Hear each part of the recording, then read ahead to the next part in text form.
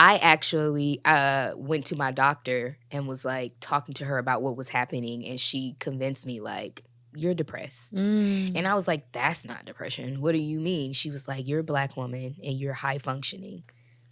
So yeah, these little fits of crying, like, you're depressed, this not sleeping, your heart's constantly racing, the sweats that you're getting, that is your body trying to get your attention. Jesus, Amber, wow. And if you don't take care of yourself, I'm afraid for you. Welcome to a new episode of Healed Girl Era podcast with me, Gia Peppers. Amber Riley is a star, and we've known that for a while now. She's given us powerful performances as a teenager on Glee, as the winner and the only person to ever win both Dancing with the Stars and The Masked Singer. And now she's in a new film as a full-grown woman doing very scary things on Single Black Female 2, which is now streaming on the Lifetime movie app.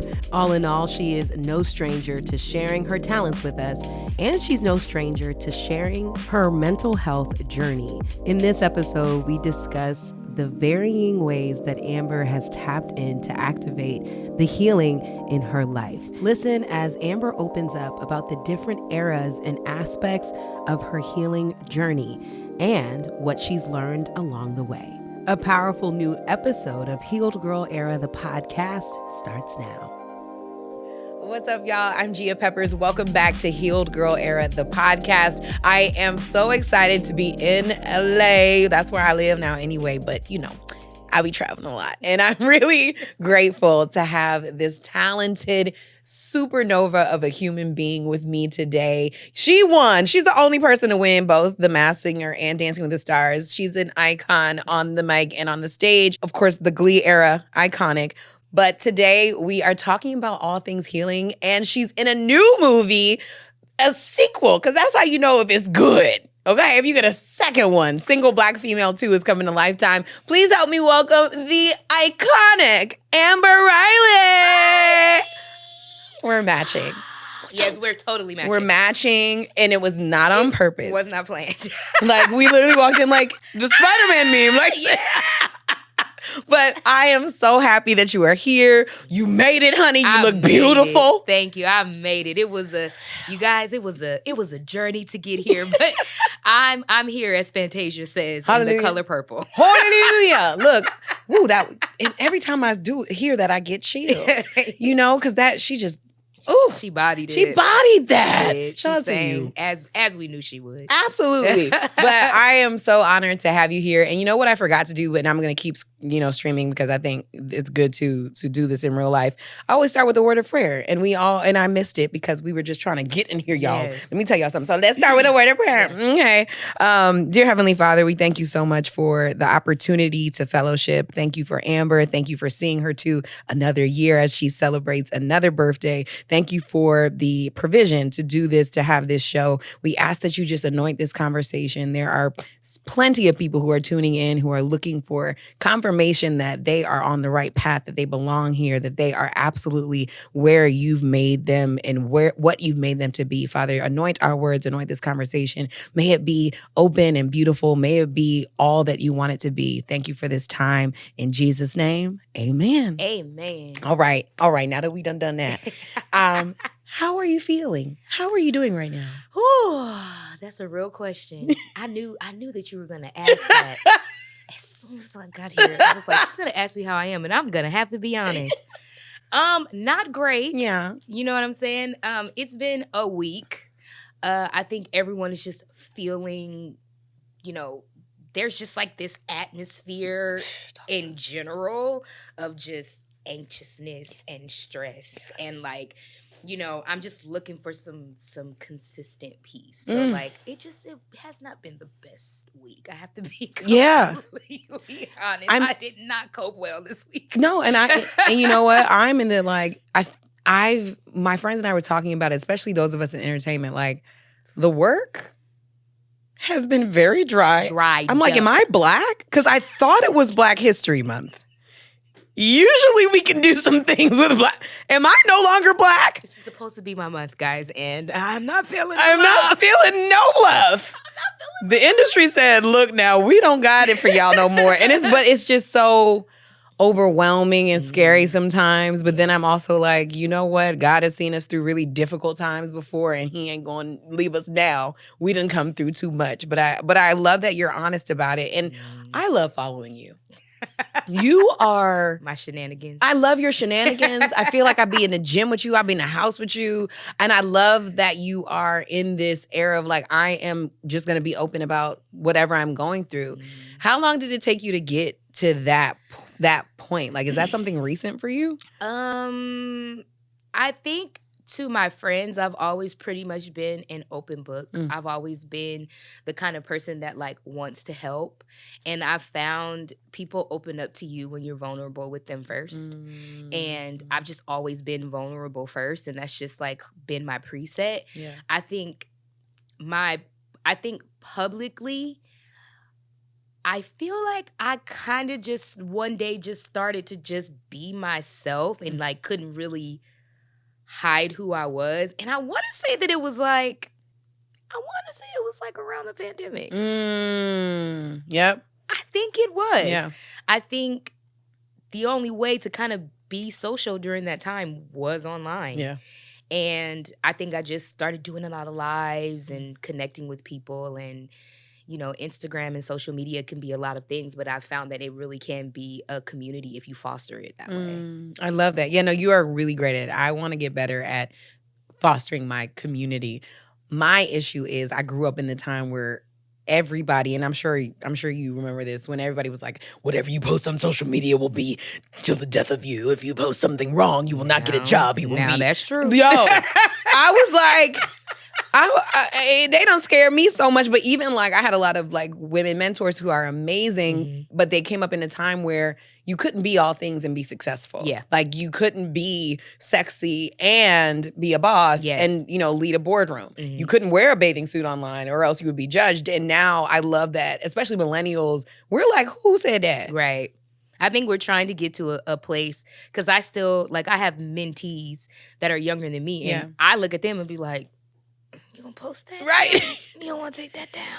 But, you know, for them, they live their whole entire lives online. And they don't care. They don't give a good one. They're like... Whereas me, I still feel like I share what I want to share, but I'm definitely a lot more vulnerable about like mental health and things of that nature, because I feel like people just need it.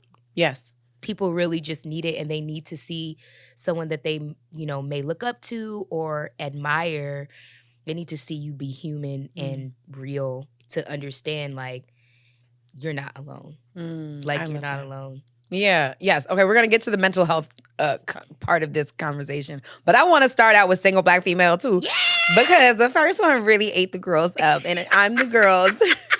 I was not ready for you at all. To be that crazy. Yeah. But you played that role. Okay, so tell me what is happening in 2? Because I thought it was done. I thought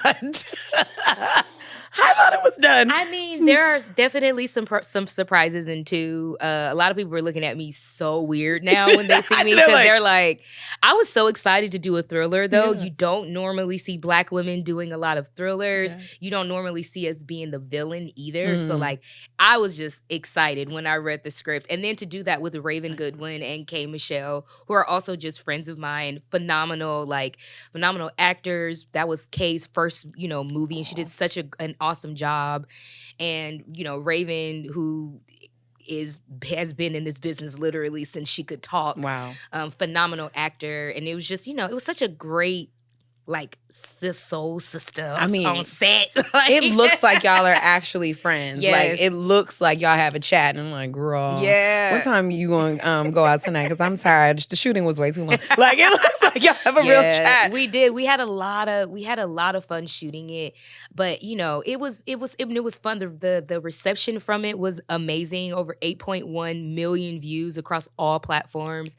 Like 5 million in, like, I think 1 weekend or something like like that. Like the reception has been phenomenal, Wow. and people still stream it. And like, so part 2 is even, you know, even more suspense. You get a little bit more into the characters. Like yes, it's I'm ready. yummy. And you find out some things Ooh. about Simone. You know what I'm saying? Ooh. So we find out why she you gotta is watch. the way. You gotta Okay. watch. You're gonna find out more information about Simone. You stream, so it'll be on Lifetime Movie? It'll be on Network? Lifetime, the app. Oh, it'll be on the Lifetime app. It'll be on the this is helpful. yeah, it'll be on the Lifetime app. And The I same day. want to say, like, if you have like Hulu and you have Lifetime, you can watch it on Hulu. Like, yeah, but it's on the Lifetime app. It's too much math. Yeah, but I believe the math you. be mathing. Yeah. Okay. So let's get into Amber. I'm so excited because I know you love mental health. And I'm like, yes, the person for the job. But Healed Girl Era is a show that is really about the eras of our lives that defined us and the lessons we learned along the way, to share with the people who might be in the eras that we survived. Yeah. And so I want to go back to baby Amber era. Baby Amber in Compton. And your childhood, I know, was not an easy one. I know that you definitely were exposed to a lot of things that children really shouldn't be exposed to, especially Black children. But we are. Yeah. We can be exposed to those. But what was, little Amber like? Tell me about like what you dreamed about, what you loved, and what life was like for you when you were like coming up. Well, for little Amber, it's so funny. Like, I think I was manifesting before I knew what manifestation was. Wow. So, like, when I was a kid, very rambunctious, like, to my family, talkative. I would always tell my mom, I don't need to clean my room. I'm going to have a maid. I'm never going to drive. I'm going to have a butler. Like, a driver, like, a chauffeur. Like, I didn't know. Literally same. Yeah. Like, I was like, no, I don't need to school. What are you talking I'm about? going to be famous. I'm going to be rich and famous. Thank I you. don't need these skills that you... Accountant. Like, what are you talking about? I don't need these basic ass skills. Math. So that was basically me. And it's like, it's so funny because I always spoke that way about myself. And my parents just always knew it. So like, it was never even a fight when I was pursuing music or acting. It wasn't a fight with them. They kind of just always knew, like, hey, she's been talking like this since she's 5. Wow. Like, you didn't have to drag me out of bed to come and perform for your friends. I'm ready. What do you want me to sing? Would you like a play? You want a musical? Like, I used to do impressions. Like, I just loved to entertain people. That was me as a kid. I know that your mommy was a singer, is a singer as well. Yes. And you have sisters and you are the baby of the family. I am. So was there ever like a time where it was going to be like the Jackson 3? Like, no. Are you the only singer? My 2 older sisters, they can sing. Okay. You're not getting them on stage in front of a mic. My mom forced my middle sister to sing at church once, and she literally was like, they just don't, the camera, that's just not them. So it was all you. It like was they were just like, me. call Amber because they're not playing. Interesting. It was just, me and my mom. Yeah. We're the ones that love the stage. My sisters, my dad, no. That's so interesting. No. Usually, there's more than one in a family that is like musically inclined in the siblinghood. My oldest sister is a therapist, and my middle sister works in the medical field. Like, they're not about it. I mean, I think they could if they wanted to. They both actually can really sing. We have similar tones, like, but you'll never hear it. Okay. So we will not be getting the sisters, no, the Riley sisters. I've tried, y'all. I was like, we should surprise mom for her birthday and sing a song. And my oldest sister literally will start to like almost cry. So when do you remember someone that wasn't in your family being like, you should pursue this as a dream? Oh my gosh. Not a dream, as a career. You know what? I really do attribute church being the reason that I pursued it, because not that necessarily someone said it to me. I was just encouraged to sing. Like, when I would sing, I would see their reactions, and then I'll be asked to sing more and more. And this is like as a kid, like doing special music or leading a choir, and I'm like 9. Wow. So like that, and I'm not seeing any other of the other kids doing that. There was a woman, her name is Jackie Goucher. She's actually Sir Davion, Sir. I grew up with Sir D Smoke. and Davion. The family. Yeah, I grew up, and their mom was my worship leader as a kid. Not y'all having a choir. Yeah, and Terrace Martin too. We all grew up in this. I need y'all to recreate the children's choir. I literally just walked up to Terrace like, you probably don't remember me, but I remember you. I went to Bible and retreat, and oh my God, like, you know. That's but so yeah, dope. we all kind of grew up together. Their mom was my worship leader, and I just used to look up to her. Her and my mom were just like the best singers in the world. Wow. You know, best singers in the world to me. And so getting encouragement from even her growing up was like, whoa. Yeah, you know? Yeah. Yeah. No, because there's something about the church that really just like sets the stage for who you can be. Like I also grew up singing in the choir, also grew up like announcements and all right, bless God today, saints, amen. And those are the first, you know, times that you get to use your voice, and it's like all eyes on you. And it's very scary. Yes. But if you do well, even if you don't, they still like, all right, baby, take your time. It's all right. Let them use you. Yes. You know, you still get that encouraging You get the encouragement. space It makes you brave. Exactly. It really does make you brave. And like, Black people are the most encouraging, but also can be like, they're going to roast you too. But after a certain age. After when you're little, they like, all right. But here's the thing. As you get older, once you kind of like have endured that and you've learned, like it made me be okay on bigger stages in front of different types of people. Because like I've been through the ringer. Yeah. Like I've been in front of the hardest audience. Yeah. You know what I'm saying? Because they'll tell you ain't got no anointing. Sit down. You know what I'm saying? At the church. Like, you know, so I feel like it was just such a great training, such great training for what it is that I do now. I love that. Do you remember the solo, your first solo? Prayer Away by Yolanda Adams. They gave you work. Yeah. My mom, I mean, like, also, I used to sing at home with my mom. Yeah. My mom we used to go to this place called the Lighthouse, which was a Christian bookstore, and you can buy performance tapes there. So my mom would take me to go buy performance tapes. She would get some too, and we would just sing songs. Like, we would literally sing Karen Clark, Helen Baylor. What is that? Is it Helen Baylor? I think so. I think it's Helen Baylor. Like all these iconic, artists. I've been singing that since I was little. That is amazing. Yeah. Okay, can I get a little bit of One Prayer Away? Oh gosh, I'm so horrid. I am just a prayer away. Call my name with your heart, and I'll hear every word you say. When you cry at night, I'll wipe your tears away. Just pray, my love, and I'll be there right away. Yeah. That was hard to get But out. I didn't warm up on no, nothing. I'm so sorry. I didn't mean to put you on the spot, but that was so beautiful. Amber Riley. All right, I'm not gonna ask you to sing again. When you said that song, I was like, I need to hear. That was one of my favorite songs. It's such a good song, and it's so calming. And Yolanda just gets it. Okay, she does. Okay, so we're gonna move to when you started putting yourself out there. Yes. And I know one of the first big auditions was American Idol. Yes. And you didn't make it, No. which is okay. Michael Jordan didn't even make his high school basketball team the first time. It's all right. It happens. I was devastated, bruh. Was that your devastated first major rejection? Yes. And how old were you? I think I was 17. Oh, so you were like a baby. I was 17. So before then, actually, when I was in high school, I did a TV show called Saint Sass with Ryan Murphy, who I did Glee with. Yeah. Actually, and we shot a pilot. It was myself. Delta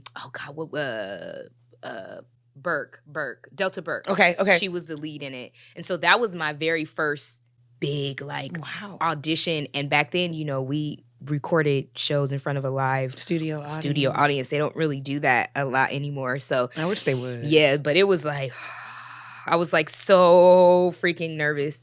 But that was my first big audition. And for singing, yes, American Idol was the first time somebody heard me sing and was like, no, pass. I was like, what? Right. Like me? No one's ever told me no before. What are you talking about? Do you know who I am? It is me. I needed that no, though. Why? I did. I feel like I think it was the no that I needed to push forward. Like I needed that type of rejection to understand that doesn't change who I am. Come on. And that doesn't change what I have. And also, it's just not the avenue. It wasn't how it was supposed to happen, because I still ended up working for Fox. I just got paid for it. If I wasn't on American Idol, I was going to be singing for free. Woo!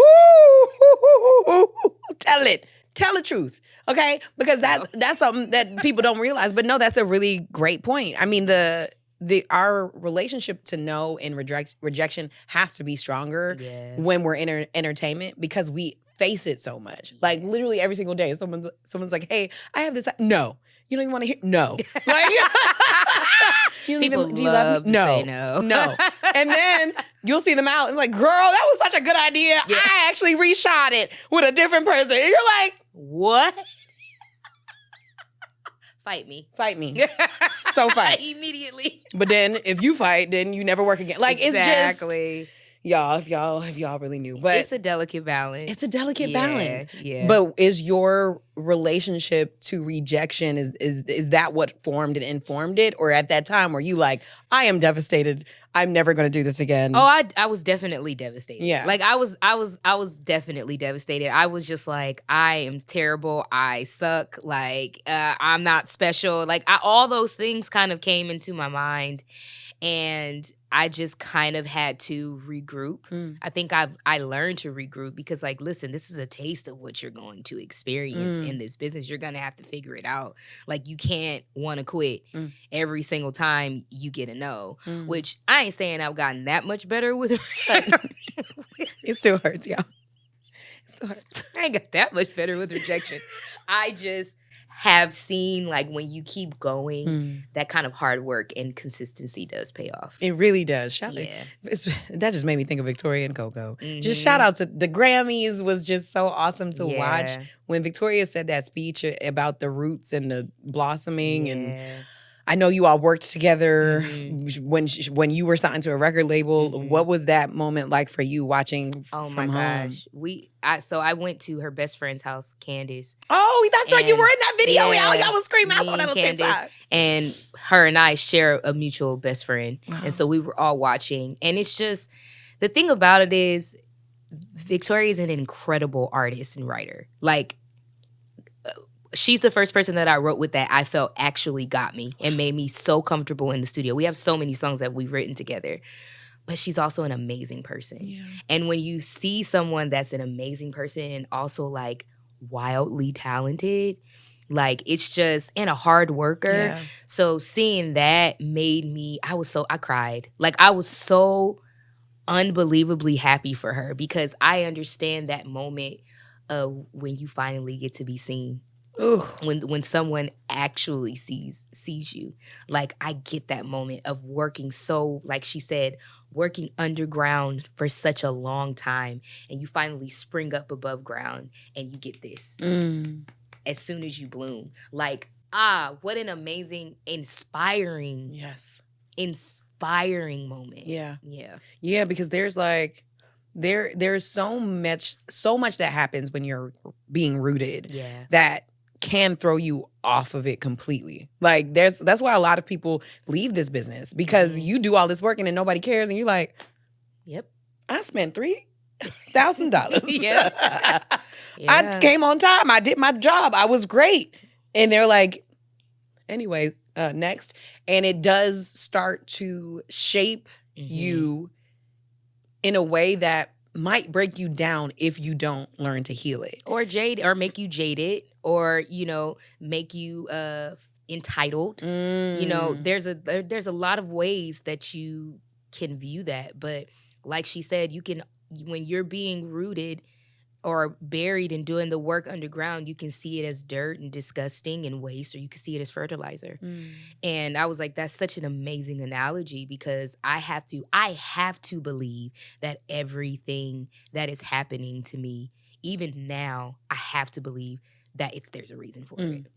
I have to believe that. And, like, that's why faith, and no matter if you're a Christian or not, faith is still faith. It's still a thing.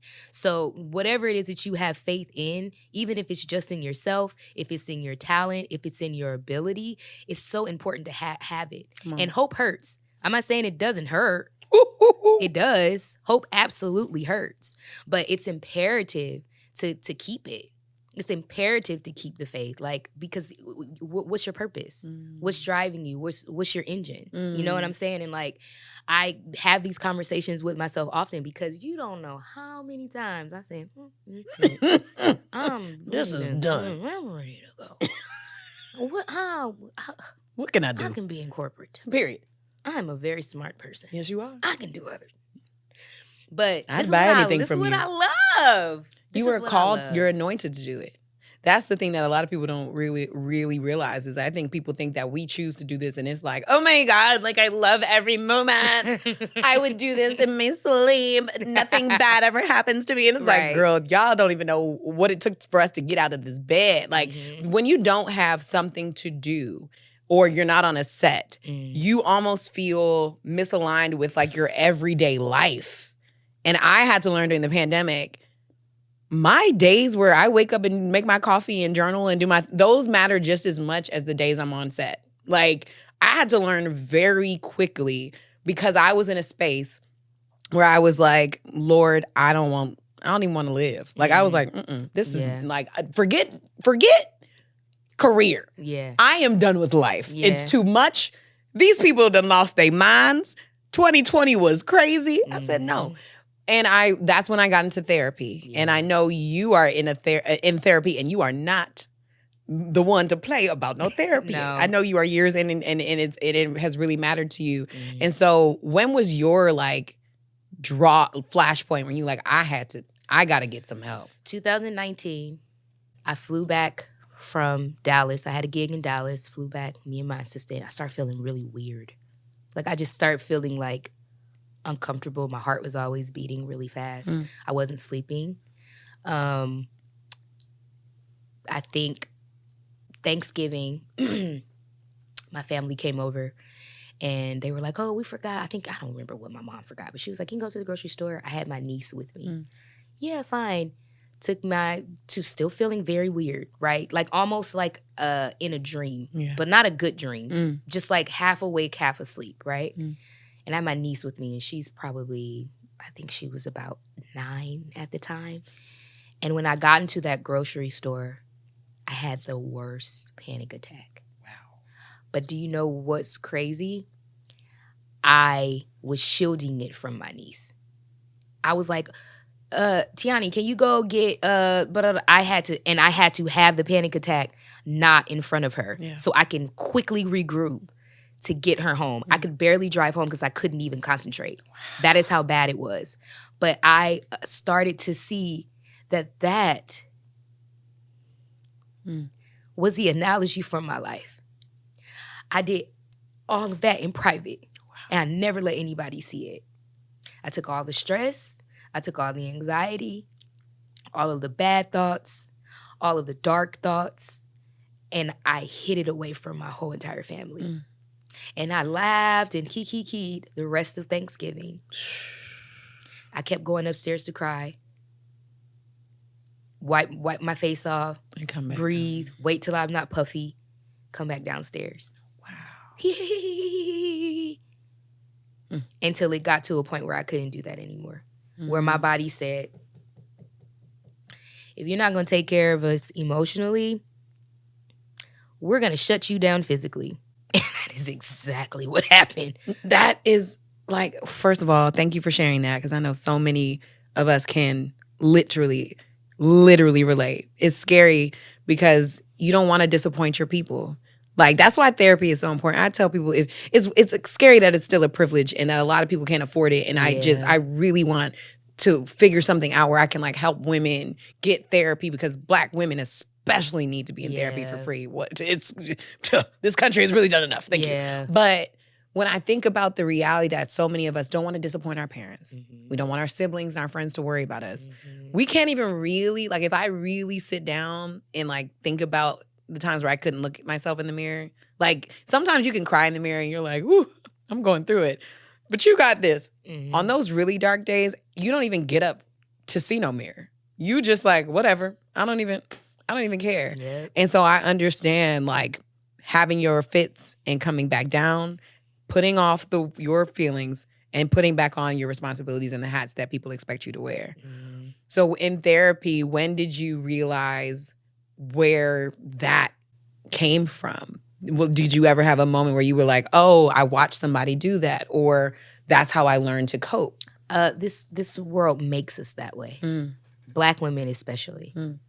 Black people in general. I always say, they always say, support the black man, the black man. But like, what about us? We are literally conditioned to take care of everyone and expected to take care of everyone but ourselves. And when we take care of ourselves, we're either masculine. When we protect ourselves, we're masculine, or we're selfish. You know what I'm saying? Or we're not. It's so many labels when a black woman wants to just take care of herself and protect herself. Yep.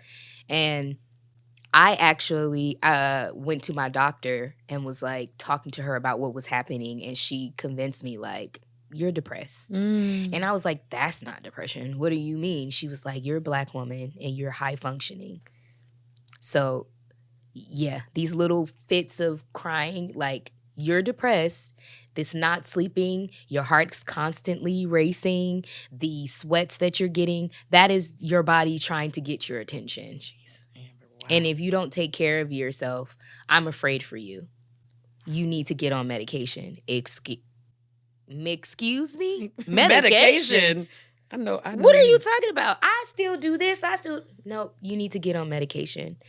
And so she recommended a psychiatrist for me to speak to.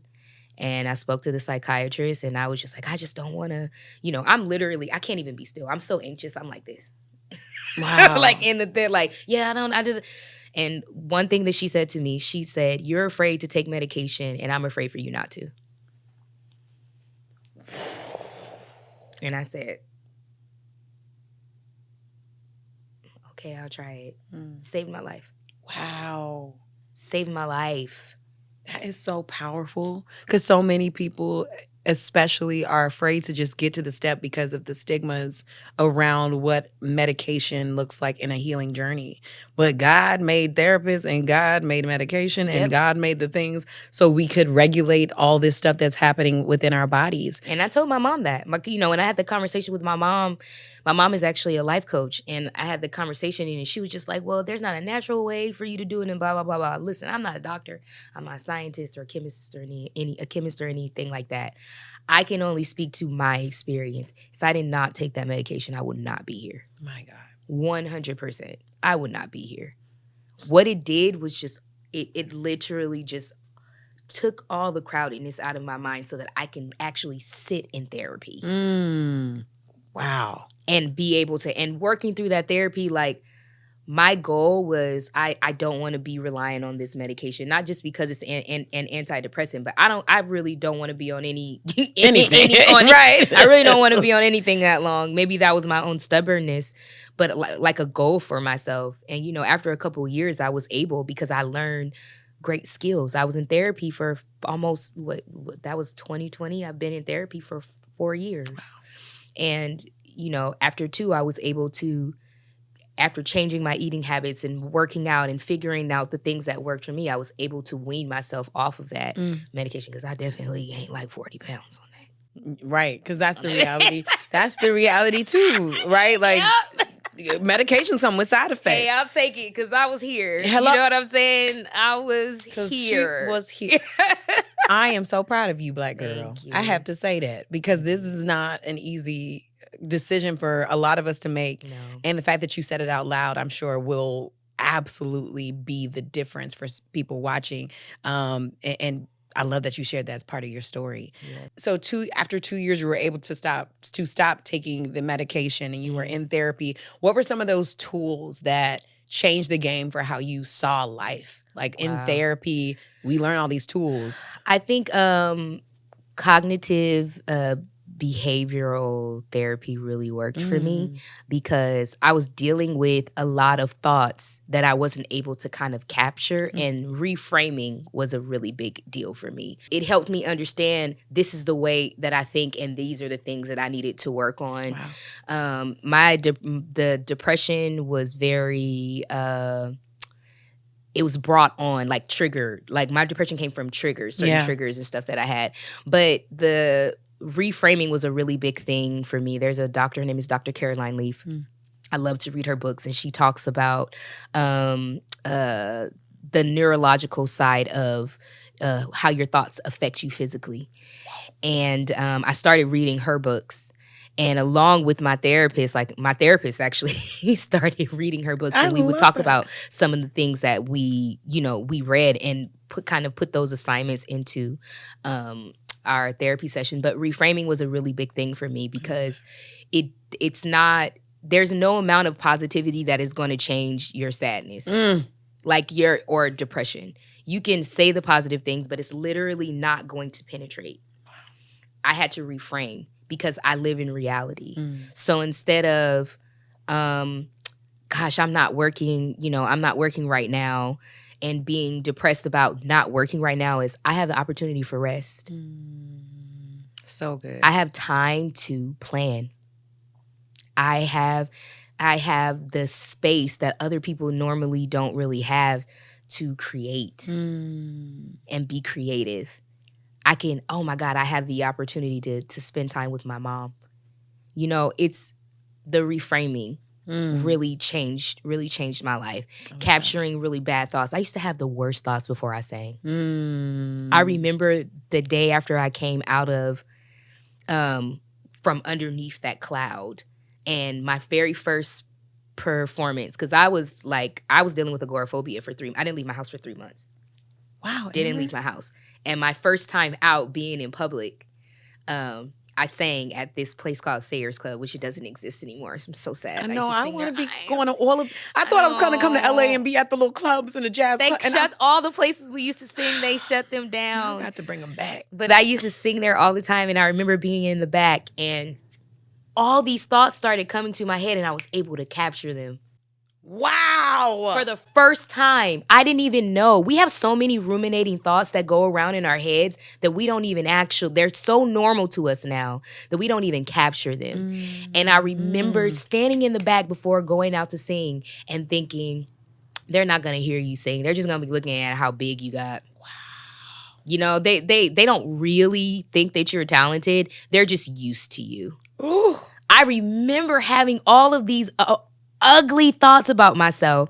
And I literally audibly said no. And I remember my homeboy goes, what? And I go, nothing. And I remember saying to myself, that's not true. Is that true? Is that based in reality? Do you know what those people out there are thinking? Mind reading is another thing I learned in cognitive behavioral therapy. You're mind reading right now. You don't know what them people are thinking. They may think you're the best thing since sliced bread. And we do. Just in case. You know what I'm saying? Like, you don't know that. So go out there and do what you know. What you do know is you can sing. That's what you do know. Vocals, mic is always on. So go out there and do what you know. Wow. I promise you, that was the best, even if it wasn't my best vocal, whatever, that was the best feeling and connection I've ever had on stage from that moment on. From that moment on. The best. I remember that. That's amazing. Feeling so free. The most free I've ever felt. Woo. Because I captured this. You finally got it. Like the lessons, all the things you were learning in therapy, the methods you used them outside of the hour. Finally freaking clicked. I always ask at the end, what thing are you most proud that you accomplished from, the lessons that you learned? And I'm sure that's one of them, to be like, no, I can control what I think and what I say to myself. And I think you learned how to be your own friend. Yeah. Like you got on your team. Yeah. Yeah. Yeah. That's a really amazing way to put it. I was my own friend because I would never let my friends talk about themselves like that. Like, I would never. I think I hear Sarah Jake say it a lot, and because she says it a lot on her podcast, that like, don't talk to my friend that way. Yeah. Like when we are like, girl, I was a mess last night. Like she's staying, and I can and I've heard her say like, don't talk to my friend like that. Yeah. Like sometimes I have to do that where I'll be like, who am I talking? Me? The one person that I have to be on my team, other than like my sister, brother, Yeah. but the one person you need on your team is yourself. 100%. If we can't find home in ourselves, in our minds, in our spirits, in our bodies, we will not be able to do anything well. Anything. Mm-hmm. You go to the grocery store, somebody open the door for someone else and they don't hold it for you. Oh, they hate me? Oh, so now we got to fight. Now I'm angry. Now I'm triggered. I remember that time in 6th grade when Johnny didn't hold the door for me and then he kicked me in the shin. Like it really is that deep. That's how crazy it is. And so I'm so grateful that you shared that lesson. Y'all, really, I'm telling you, be your friend. Be your best Sarah ain't a friend. liar, honey. Okay. Now, let me get to this next question because I love that we had the therapy talk. Shout out to everybody in therapy. And I just, again, I want to figure out a way to like fund some therapy for some girls who really need it, some young women, because like you said, I wouldn't be here, you wouldn't be here without that. And we need more Black therapists. We need more people. Like, I started my journey to go back to school and then I started working again. So I have to figure it out. Yeah. But we need more Black therapists. More Black therapists. For Like, sure. my therapist was like, you need to take that step. Mm. Like, you need to do it. And I'm like, Oh my gosh. back in school. Dr. Amber Riley, please. I'm not saying you got to do it soon. I know you got a lot to accomplish. You got to take some night classes. I would love that, though. Once a week, please. Not doctor, but just... I know. I just think anybody with a PhD is. I'm just gonna call you doctor, and either if you do or not. Okay. So here we go. We got to go back to the Glee era because I love me some you on Glee. Okay. You watch Glee, I couldn't tell. Theatrical. The theatrics.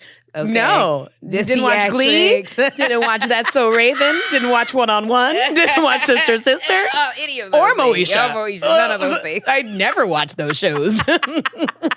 No, girlfriends? Absolutely not. Okay, so I'm screaming. first of all, the Ain't No Way cover. Okay, because I just need y'all to realize you can't do Aretha. People can't do Aretha, and you did Aretha. I did. Did Auntie Aretha ever? Yeah, she actually posted me on her Facebook. Said that I did a really great job. Do you know Aretha don't like nobody? Nobody. And she said, This baby got it. She did. Yeah, she did. They posted it on their socials, and I was floored. Yeah, because she didn't like nobody. And if nobody. Hey, rest in peace. These girls can't do it, huh? Can't hold a candle. I mean, like, here's the thing, though. It's Aretha. That's what I'm saying. What we gonna do? Aretha is a noun, verb, and an adjective. Girl, okay, Aretha. Get that Aretha. It's giving Aretha. It's for giving sure. Aretha. Yeah. Oh, yeah. you Aretha that. You Aretha that real good. Real good. Real good. Yeah, I'm gonna start saying that to you. Like, every time I see you. Girl, did you Aretha? All right. As long as you Aretha it, it's good. Now, but the show, you were on this hit show out the gate. Y'all was it was Glee madness, Glee mania. You went from the pilot and the American Idol, and then finally, is that what you were saying when you were talking about what you know what it feels like to be seen? Was that your moment where you felt seen for the first time, or no? Actually, that wasn't. I honestly, when I was on Glee, felt like that was my moment to learn. Like, I don't think that Glee was my moment. Oh, for me, it was your moment. Oh, okay. Well, yeah. But I see myself in any Black girl. A lot of like, if it's a Black girl on screen, it's me. A lot of people keep saying that to me. I'm just like, it really wasn't. But I appreciate it, though. We needed to see you. Because if we didn't have you, I probably wouldn't have watched the show, to be honest. I would have been like, ain't no Black girls on there. Yeah. So it's not for me. I'll go back to watching One on One. Thank you. But okay, sorry, I didn't mean to cut you off. Okay, so that was your learning moment. I felt like it eventually, like, of course, when I got on the show, that's what I wanted. Yeah. Like, I wanted it to be my moment. Yeah. Like, then I realized, like, okay, this wasn't created for me. I'm a part of this, but this wasn't created for me. Yeah. And it kind of just turned into a job eventually for me. And I'm just like, I'm just going to do my job. I'm going to show up. I'm going to do my job, and I'm going to do it to the best of my ability. I really didn't feel seen until I did Dreamgirls on the West End. Woo! That's when I felt seen. Effie White. Effie White. Yes. Effie Denise White. I think that was her middle name. I think that would make sense. And what about that made you feel seen because you were able to like utilize all your talent? I think so. It was the first time that I really got to show my acting chops. Like on Glee, I kind of had like the one-liners, the one moments, the kind of like smaller step out moments. But I actually got to do a character that had an arc and show, even though the singing, was paramount, the acting along with the singing was also just as important. Yes. You can't just stand there and sing. You had to have character. You have to have the character and the story. Yeah. And being able to do that every night not only was an amazing training ground for me, but that instant gratification that you get and that connection that you have with a live audience and singing your heart out like that. It was just, I finally felt seen, and like I got to give all of me. And I think that is what it is, being seen. When you finally give all of yourself. When you finally give all of yourself and it's accepted. That's what being seen is to me. What an affirmation. Like, yes, that's when you give all yourself and somebody else. And usually by the time you get seen, you've been not seen for so long that you get comfortable. You're like, I don't care if they see me or not. I have to be okay with me. Yeah. So what an even better feeling when like you finally see yourself and the world seeing you is just a cherry on top. Yeah. You're like, oh, yeah. I mean, y'all ain't seen me this long. And there's this lie that goes around. You don't have to care about what other people think. No, you don't make what other people think your personality. Like you don't create your life around it. But it's important that we see each other. Yes. It's important that we connect with one another. It's important that we encourage one another and validate one another. Yeah. Validation is completely fine. There's nothing wrong with outside validation as long as you have inside validation. Absolutely. As long as you aren't like thirsty for it more than you are okay with what you already think about yourself. And I think like, in the midst of Glee, I know you dealt with a lot of, Twitter was literally born in the same era that y'all were born in. In the Glee era, I'm sure it wasn't all fun. We know that it was not as fun as we thought it was now. But like, how no settings. Right. Ain't no such thing as an ensemble cast and it ain't no drama. I don't care how much y'all like each other. Right. Get here and lie to me if you want to. It's going to be drama, okay? And we always find out about it after the fact. Because people got to keep their job. I understand. Yeah. But when you think about, was that your first time dealing with like the masses coming for you? Oh, yeah. It was and the first how did you deal with that? It was the first time that I realized that this world hates Black women. There's literally no reason for you to tell me that you want me to die. For what? Because me and this white girl sang the same song? It's a TV show. It's a Chill out. Chill out. I guarantee you she wasn't getting the hate that I was. You know what I'm saying? It's the first time that I realized that. Like, oh, y'all really hate Black women. You also hate talented Black women and you hate confident Black women. You don't like it. Like, that's when Twitter let me know real quick. So who did you go to during that time? My mom. My mom and my sisters. I have an amazing village. My best friends, my mom, my sisters, my cousins, my dad. Like, if I need to know the truth, they'll tell me. If I need encouragement, I'll get it from them. I love that you have that because this world is very loud and very crazy, and you were a whole young woman trying to navigate all of that. And it was hard. Yeah. But I had a great, I have to say, I had a really good village around me. I love that. Shout out to the village. Yeah. And when you think about that time now, I mean, first of all, what I think is so interesting is like the obsession that people have with Glee now. And like the discussions of like what happened on, and all the like notes that they try to like connect to things. What has been the craziest lie you've seen about Glee, and like what would you like? What is your take on why people are so obsessed with what happened on the set? I think we live in like a reality show generation now, and everybody like thinks in order to love a show or love an artist, they have to know everything about them. And like negativity is like enticing, and drama is just like enticing. People don't really see you as a person and understand the effect of it. They just are entertained by it because they don't understand the ramifications. And like, you can turn your TV on and have that discussion and you're going to move in with your day. I lived it. You know, so I think that that's just the world's That we live in. obsession. But I literally, like I said, like online, I've fostered a really great positive community because if you, whatever it is that you say to me, I'm just going to ignore it. Like I've just learned to ignore it. I'm completely secure in who I am. I may not always, you know, have the most love for myself or be the most positive, but I know to the core who I am. And I know for a fact your opinion is not going to change it. So I don't care what it is that I'm not going to argue back and forth with you. And because I just don't get the hate anymore. I love that. I don't respond. I just don't respond to it. Like you're really wasting your time over here. I'm not even going to block you. Wow. I'm just going to ignore you. That is far. And I'm an Aquarius. I still block, but I love that for you. I truly do, and because Twitter is nasty then, it was nasty and nasty now. Like Twitter is, I mean X is a space. But one of the things that I know that was beautiful about that set is you and Naya's friendship, and I'd be remiss to not honor her in this moment. I mean, I just still am not even sure like how to feel that she's really not here, but you were actually her friend. Yeah. How are you doing with that, with the reality that like, you know, she's no longer here? How's the grieving process going for you? I mean, it's definitely not linear, but I always just love when people talk about her to take the time to say how phenomenal she was. You know, what an amazing mom and friend she was. She was the best hostess that you will ever know. If you went to Naya's house, like, oh, she was like, oh, you want to come over and watch a movie? You're getting charcuterie board, mood lighting, wine. Like, it's just, she was so grand and amazing, and so sad that the world didn't get to see how beautiful her mind was, as talented a singer she was, and actor, and how beautiful she was on the outside. That girl was quick.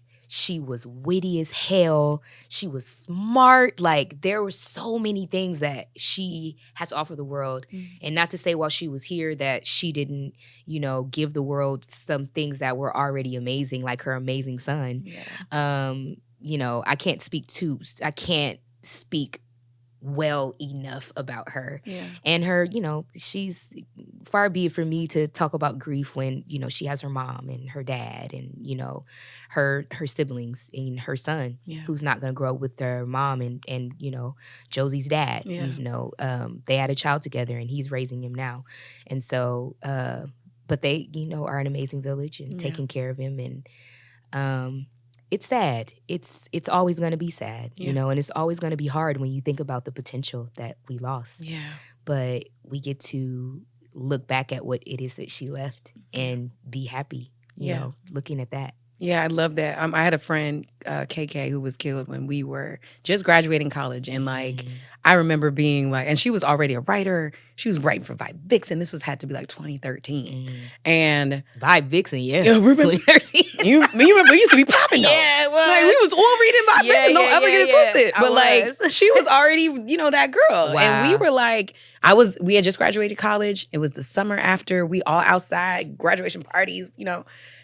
We get a call that she was shot in a drive-by shooting. Wow. And killed. Went back home to Boston. She went to school in New York and was killed in a car. And like, that made me see life so different. Because I was 23, 24, and I was like, oh, life can end. Oh, yeah, you felt your mortality. That's what happens. When someone close to you in your age dies, you feel so mortal. It made me go after everything, finally, without fear, without judgment.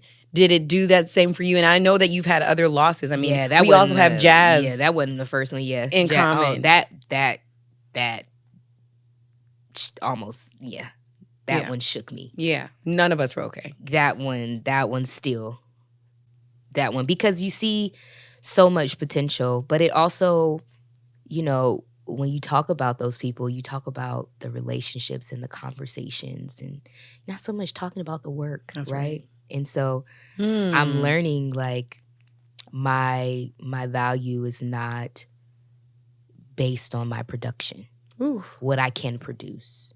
You know what I'm saying? I want people to talk about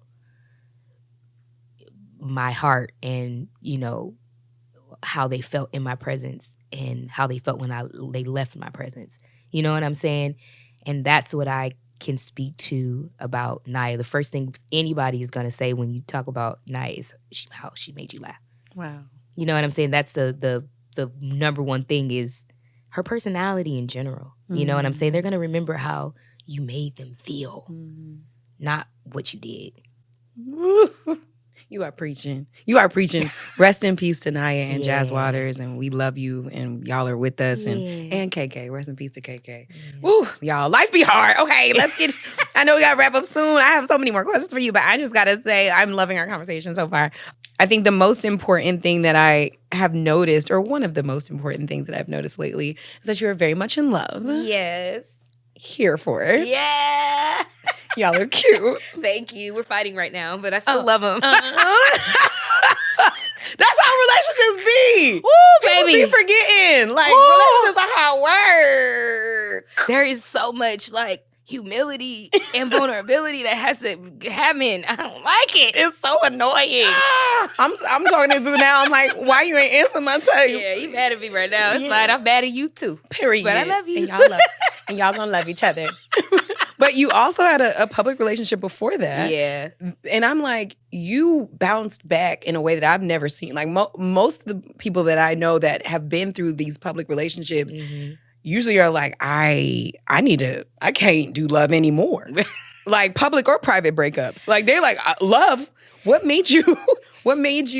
did you get to a space of one, forgiveness and moving through it and opening your heart to love again? I think I have always tried, how do I say this? I have always tried to be who I am. And one thing about me that I've always worked on is my ability to love, my ability to, my desire to be loved and to be in love. And I will never let anyone or anything change that. I love that. For me. If I can, I've lent myself to so many people because I've always felt like God is gonna make up the rest. I've always felt like I'm adjusting a little bit more to this next statement that I'm gonna make. I've adjusted it a little bit, but for the greater part of my life, I've always said, I can't be used by anyone because God is always using me, right? So you may think that you're taking something from me and that you're getting over on me, but God, no matter what it is that you got going on, because I'm not your judge, you had a need. God provided the need through me, and he's going to make up the rest. So you can't use me. He's using me. You think you're using me. But he's using me, and he's always going to replenish what it is that I give. I feel the same way about love. Wow. I don't have a certain amount of love that I have to give while I'm on this earth. I don't have that. No, nothing that anybody can do to me will keep me from pursuing that kind of love, that romantic love. And I'm not saying it wasn't hard, to regroup and figure out, but I had a hot girl era after that. Like, I was outside. Period. I was like outside. Yeah. Like partying with my friends. I was with Savoy too. He was outside with me. Yo. And you and you a shooter.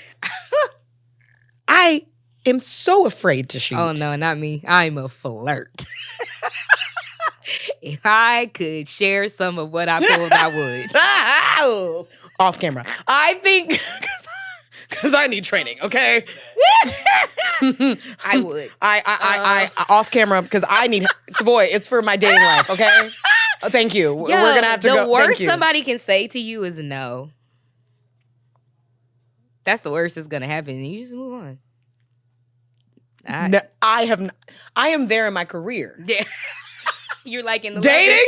I mean, like he said, no. And now I could never date. But I'm working on that in therapy too, actively. People have gone and done like full on YouTubes about me sliding in my ex's DMs. Like they have these whole thoughts of I've watched it all. Straight up podcast with my face on the thing, like, don't be like this one. Like, dang, you know what I'm saying? Like, not God you watched dang. it. What do you be saying when you watch it? Like, oh, me and my boyfriend are messy. Like, we find all this stuff and like, look what they say about you. Like, we're hilarious. do you comment? No, because I think it's funny. You're like, ooh. I think is that what I did? Really? All you're doing is making yourself visible. That's it. And then they take it from there. Like, you're not leading or pulling a relationship by saying hi. Just hi. I said hi. How are you? How you doing? So because I said hi first, I have no self-esteem. Oh yeah, that's and I'm weird. chasing a man. That's You weird. You're weird. That's really weird. You're weird. What is the social network for? You got to be social. You have to be social. And even when I'm out, like if I did the same thing with my boyfriend now. Yeah. I didn't slide in his DMs, but I definitely did this. Oh, you stared at him like that? Until he said something. You just kept staring. I'm bold. I need the Amber boldness, because I got to get out of these single streets. They're trying to tear me apart. I'm just playing. But no, okay. Yes to love. Yes to you and your boyfriend. You will be unmad soon. Yes. Okay, so I love him. You just talked a little bit about love and forgiveness, and you've been killing it on your Instagram, because we coming back here because I think it's so important. You made this video about I'm a black actress. Yes. Of course, I did. Y'all know the trend, and it was amazing and hilarious. I didn't see anybody do that one, so I was like, I'm just gonna do it. Exactly. And you said the one about it was hilarious, but. There's all this conversation right now about what black actresses are going through. We've seen Taraji, we've seen Monique, we've seen all the girls talk about all the things that black actresses have to deal with on a daily basis. Yeah. So what do you think about like what they're saying, not just Taraji and Monique, but like what the consensus is, and what do you want to see changed in this business most? Like, I know we don't have time for the list, but when you think of like one or two things, what do you like that needs to be changed? It's women in every industry. Yeah. It's not even just like Hollywood. Yeah. So like what she's saying shouldn't be shocking to people. What was sad to me is how accomplished of an actor that Taraji is, and that she feels the same way that I do. Ooh. That is what was sad. Yeah. To the extent, because Taraji is such a light. Like, she's such a light, and like, I even noticed a somberness there. Yeah. And that could just be, I'm an empath. So like, I just feel things, right? I even noticed a somberness there. And I saw how relieved she looked when she finally just got to say it out loud. I want better pay for us. I want more lead roles. I can't wait to see that movie Magical Negro that's coming out, because I have been the Magical Negro so many times. I'm tired of being I used to call it the Jiminy Cricket. Not the Jiminy Cricket. I called it the Magical Negroes with the correct term, but I'd be like, I don't want to be Jiminy Cricket no more. So I'm going to be the one to swoop in and tell her that she's got it. Tell her she's stupid and what she's really actually supposed to do, which is really just being a mammy. Jeez. Because I'm babysitting. It's just a new way. Yeah. It really is. No. It's just a new way of being a mammy. No more Jiminy Cricket. I don't want to be Jiminy Cricket. No more mammies. I don't even like green. I'm just kidding. I do like green. But I love that you said that. And I really hope that Hollywood is listening. I don't know that they are. Yeah. But I hope. Girl, this is another pod. This is a whole other day. It's a whole other day, because we could really get into it. But I want to get to our last two questions, because we've got to go. Now look, you are also a member of the Delulu crew. Yeah. The Delulu is the Salulu. Oh, there's a tagline. I didn't make that up. Somebody put it in my comments, and I was like, yes. Delulu is the Salulu. Now, you literally were talking about on this video that things don't look perfect, but at the end of the day, you're going to believe it. Yep. Believe that the right things are coming. Yeah. And I was like, yes, because a lot of us creatives have to be Delulu right now. Yes. We just have to hold on to something. And we're being funny. I'm being funny by saying delusional, but yes, delusional. Right. Yeah, we have to be, because what we're saying we're going to do, there's no possible. It's not possible. Like it's not. There's no evidence of it. Yeah. I'll say that. Yeah. There's nothing concrete. No. That will happen. Delulu is kind of just faith in action as well. It is. That's what I'm saying. I was being funny by saying it to get people's attention. I'm being hyperbolic, but yes. Yeah. And I love that, because I want you to be super Delulu right now as we end this. You are an EGOT. Yes. In 5 years. Yes. You have finally gotten the Tony to bring it all home, and you are on Instagram Live thanking your people. What is the speech? What's the speech? Yeah. And we're going to take this back in 5 years when it happens. Oh, my God. Yeah, yeah. Take yourself there. You're home. You're in your mansion with your husband and possibly a 2-year-old. Not a 2-year-old. Not you being a prophet, Lord. My speech would go, I think I would say, for anyone that's watching this, I need you to know what's possible, because I need people to watch you so that they can know what's possible, and people to watch them so that they can know what's possible. It was a long road to get here. And I have to thank the ones before me that paved that way, like Jennifer Hudson and Whoopi Goldberg, that let me know. Nobody was yelling about an EGOT until Jennifer got hers, right? Black girls weren't. So I have to thank them. I have to thank my amazing parents for letting me be so delusional growing up and being a bad little girl that was telling what she was and wasn't going to do. My amazing sisters who've been my best support system and my best friends. I gotta thank my man. I have to thank my team, because I have an amazing team. I have a Black woman that is a manager, my manager, Maisha. I have an amazing publicist, Savoy Jefferson. My agency, I don't know if I'm gonna still be with them. I hope that I am. You will. But I just have to say thank you. It's been a long road to get here. I deserve this. I'm proud that I got this far. And thank you, Lord, for covering me, keeping me, and pushing me forward. And thank you all for always supporting me, even in the times where I was quiet and it didn't look like I was working. Everyone always had amazing things to say for me, especially on Instagram, my community. Thank you. I'm going to get drunk tonight. Woo! I love this. I love this. I love that you have rehearsed it. You have visualized it. Yes. Victoria said she was doing like this before she got the Grammy. So I'm just going to practice it. I'm practicing all types of things. Yeah. I'm like, period. You bought a ring. I can't wait. Yes. I don't know where he is, Period. but he's coming. Okay. Yes. Okay. So my last question for real now is the space between who we are and who we want to become is sacred. As in your healing journey, what were the most effective words or beliefs that you had to learn to create this version of who you are now? It's okay to cry, be vulnerable. You're right where you're supposed to be, even if you don't feel like it. And what's the most significant? What's the one thing that I do say to myself? I think God hasn't brought you this far to leave you now. And you're going to look back and see why everything had to happen the way that it did.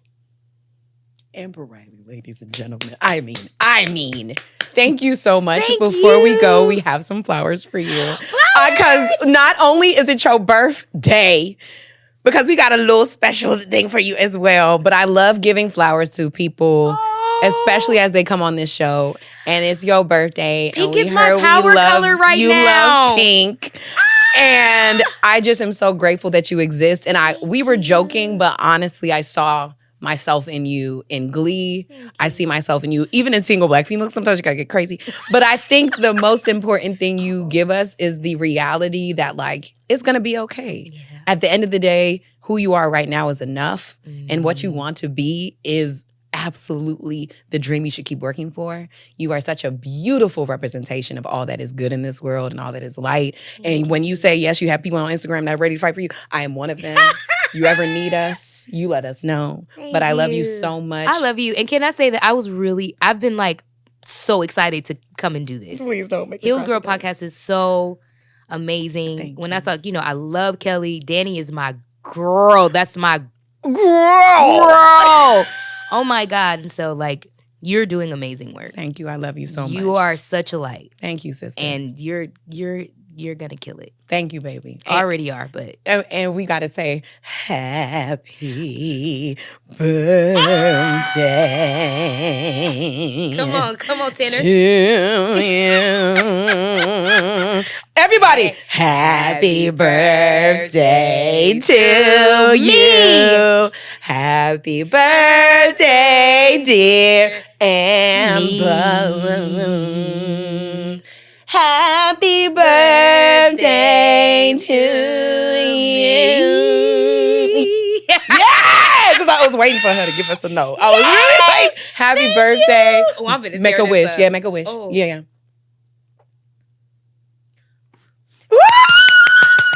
Not screaming to the mic. Thank y'all so much for tuning into Healed Girl Era, the podcast. Amber Riley has just blessed us with so much. Y'all make sure you check out Single Black Female 2. I hear we got new music coming. Period. Follow with 2 E Rileys, right? The Riley on Instagram.